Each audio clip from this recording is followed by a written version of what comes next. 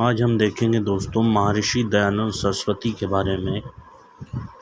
महर्षि दयानंद सरस्वती इनको कई नामों से जाना जाता है।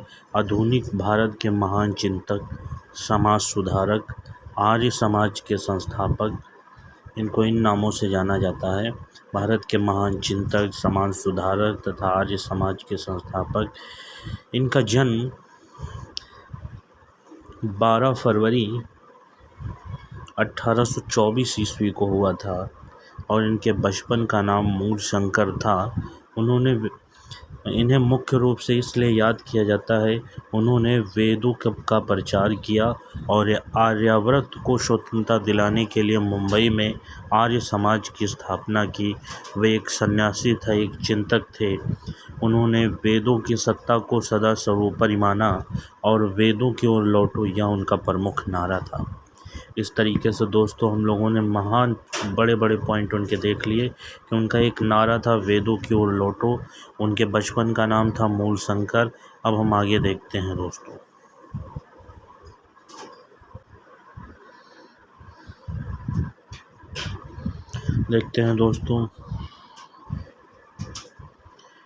दयानंद सरस्वती जी का जन्म 1824 ईस्वी 12 फरवरी में गुजरात में हुआ था।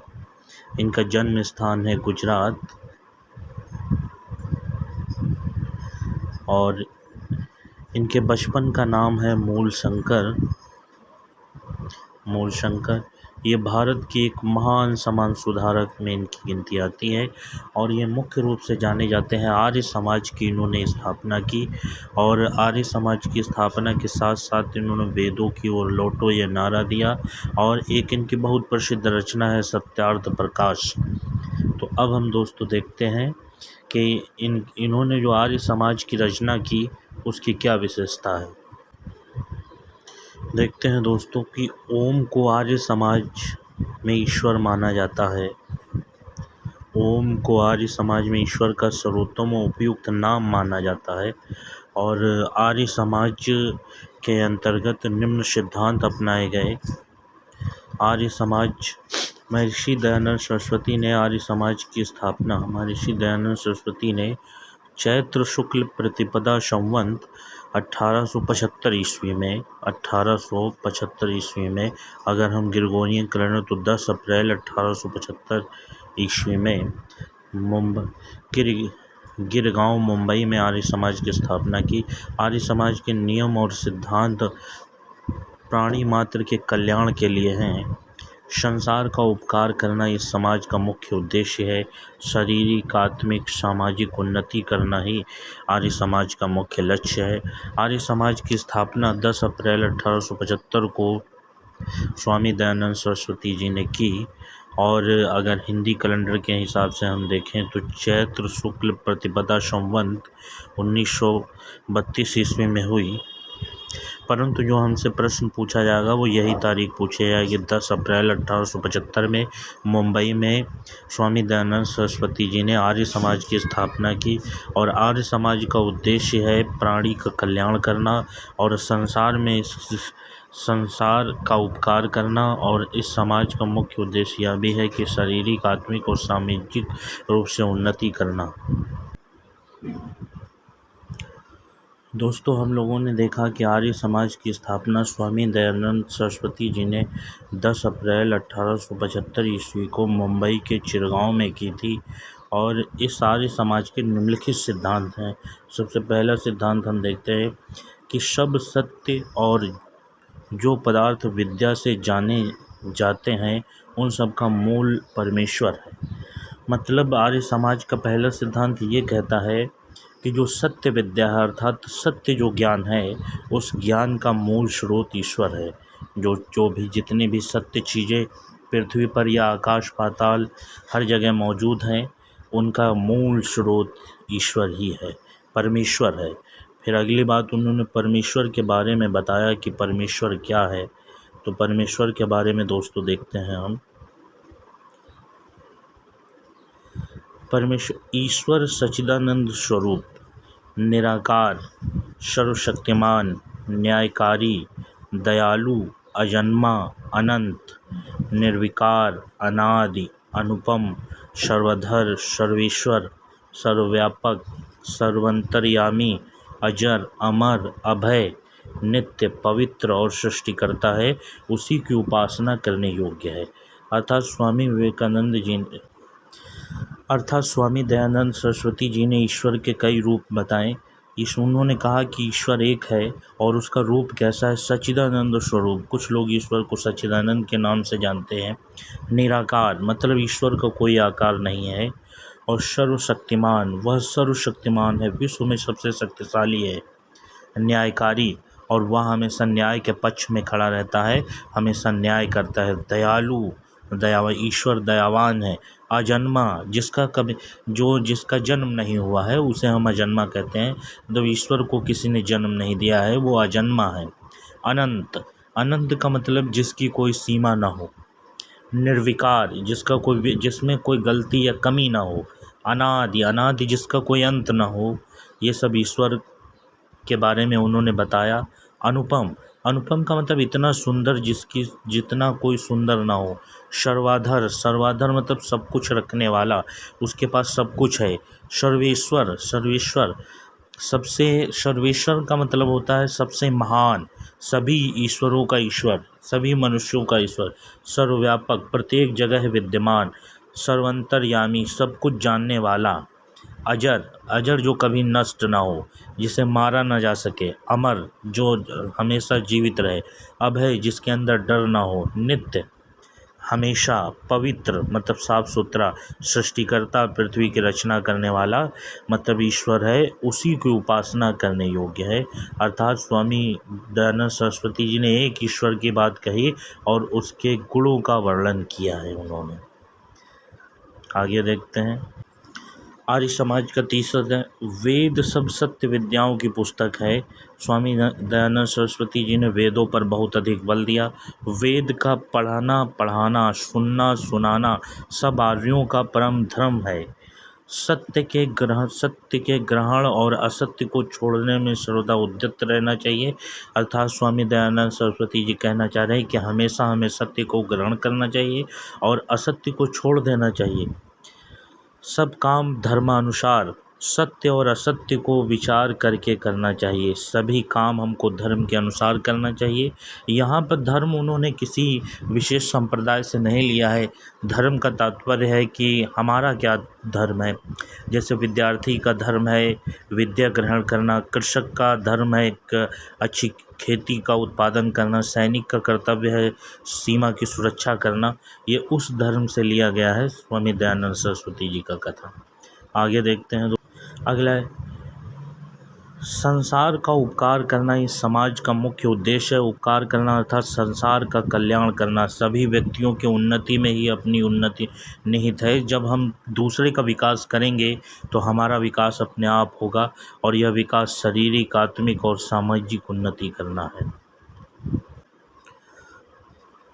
आगे देखते हैं दोस्तों। आर्य समाज का अगला सिद्धांत है सबसे प्रीतिपूर्वक धर्मानुसार यथा योग्य वर्तना चाहिए। इसका अर्थात इसमें दयानंद सरस्वती जी समाज को समझाना चाह रहे हैं कि प्रत्येक व्यक्ति से प्रीतिपूर्वक मतलब मीठी बोली या मधुर भाषा का प्रयोग करना चाहिए और धर्मानुसार यथा योग्य वर्तना और धर्म के अनुसार उसे बातचीत करनी चाहिए। अविद्या का नाश, जो ज्ञान योग्य नहीं है उसका नाश करना चाहिए और विद्या की वृद्धि करनी चाहिए। प्रत्येक को अपनी ही उन्नति में संतुष्ट न रहना चाहिए किंतु सबकी उन्नति में ही अपनी उन्नति समझना चाहिए। ये दयानंद सरस्वती जी का बहुत महत्वपूर्ण कथन है कि अब हमको हमेशा अपनी ही उन्नति के बारे में नहीं सोचना चाहिए, दूसरों की उन्नति के बारे में भी सोचना चाहिए। दूसरों की उन्नति में ही, दूसरों के विकास में ही अपनी उन्नति निहित है। ये स्वामी दयानंद सरस्वती जी का अगला सिद्धांत। सब मनुष्यों को सामाजिक सर्वहितकारी नियम पालने में स्वतंत्र रहना चाहिए। प्रत्येक हितकारी नियम में सब स्वतंत्र रहें। जो दूसरे के लिए हितकारी है हमेशा उस तरीके के नियम का पालन करना चाहिए और प्रत्येक व्यक्ति जो है इस तरीके के नियमों का पालन करने के लिए स्वतंत्र होना चाहिए। हमेशा दूसरों की उन्नति का प्रयास करना चाहिए, दूसरों की सेवा का भाव रखना चाहिए। ये स्वामी दयानंद सरस्वती जी के 8 सिद्धांत थे जो उन्होंने आर्य समाज में बताए। इसके अलावा कुछ अन्य कथन उनके। अगला महत्वपूर्ण सिद्धांत स्वामी दयानंद सरस्वती के आर्य समाज का, उन्होंने मूर्ति पूजा का विरोध किया। विरोध क्यों किया, इससे संबंधित एक कहानी भी है। एक बार महाशिवरात्रि के दिन इन्होंने देखा कि एक चूहा भगवान शंकर की मूर्ति के ऊपर चढ़कर उन पर चढ़ाए हुए प्रसाद को खा रहा था। इससे उन्हें विश्वास हो गया कि मूर्ति में भगवान नहीं होते। इस प्रकार वे मूर्ति पूजा के विरोधी हो गए। यह अगला आर्य समाज का सिद्धांत है। आर्य समाज में मूर्ति पूजा का विरोध किया जाता है।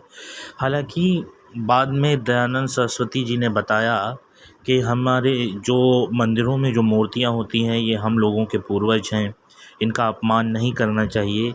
यदि हम इन्हें नहीं मानते हैं तो इन्हें नदी या समुद्र में विसर्जन कर देना चाहिए। ये बहुत बाद में उन्होंने बताया। एक बार की और एक घटना है, उसको भी हम अभी आगे देखेंगे। मूर्ति पूजा का विरोध करने का उनका दूसरा कारण था, आर्य समाज के अनुसार ईश्वर दुनिया के कण-कण में व्याप्त है, इसलिए सृष्टि के कण-कण में व्याप्त ईश्वर को केवल एक मूर्ति में सीमित करना ईश्वर के गुण, कर्म और स्वभाव के खिलाफ है। ईश्वर हमारे हृदय में स्थित आत्मा में वास करते हैं, इसलिए भगवान की पूजा, प्रार्थना और एवं उपासना के लिए मूर्ति और मंदिर की कोई ज़रूरत नहीं है। ये अगला कथन उनका था। इसलिए भी उन्होंने मूर्ति पूजा का विरोध किया, क्योंकि वो ईश्वर को परम स्वरूप मानते हैं, कण-कण में व्यापी मानते हैं। उनका कहना था कि एक छोटी सी मूर्ति में यदि हम ईश्वर को मानते हैं तो इससे ईश्वर का अपमान होता है, उसके गुण और स्वभाव और कर्म के खिलाफ है। इसलिए भी स्वामी दयानंद सरस्वती जी ने विरोध किया। 2 कारण थे उनकी मूर्ति पूजा के विरोध के। मूर्ति पूजा के बारे में और भी बताया गया कि स्वामी दयानंद सरस्वती जी के समस्त शिष्य पहले मूर्ति पूजक थे, किंतु उन्होंने किसी ने इस आधार पर अपने पारिवारिक सामाजिक संबंध शिया या सुन्नियों, कैथोलिक, प्रोटेस्टेंट की भांति नहीं बिगाड़ा। यदि वे मूर्ति पूजा का त्याग करते समय देव मूर्तियों का अपमान किया तो स्वामी जी ने उनकी निंदा करते हुए कहा कि ये हमारे पुण्य आत्माओं की मूर्तियां हैं।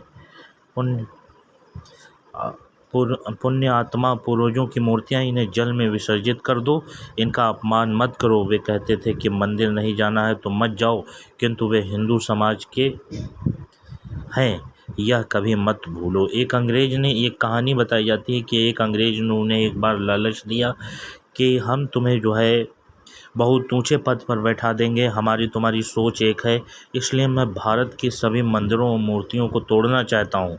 आपकी अनुमति से स्वामी दयानंद सरस्वती जी ने इसका विरोध किया और कहा कि ये मंदिर हमारे समाज के हैं, मूर्तियाँ हमारे पूर्वजों की हैं, इन्हें तोड़ने के बारे में कभी सोचना भी मत, वरना मैं तुम्हारे विरोध में खड़ा हूँगा और तुम्हें भारत से निकालने का प्रयास करूँगा। इससे प्रभावित होकर दयानंद सरस्वती जी ने भारतीय लोगों में राष्ट्र प्रेम की भी भावना जगाई। उसके बारे में भी देखते हैं हम लोग।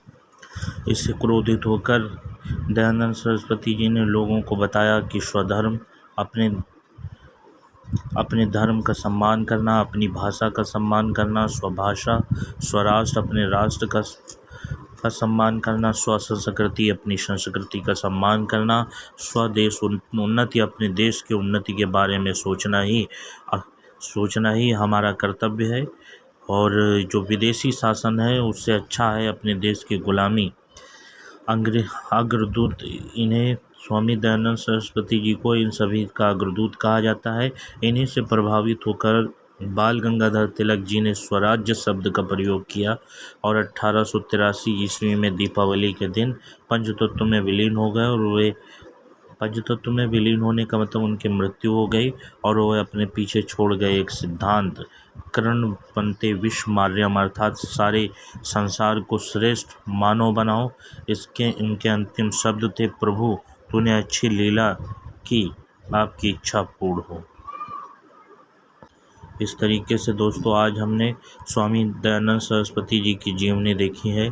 इस पर आधारित हम कुछ मुख्य फैक्ट अलग कर लेते हैं।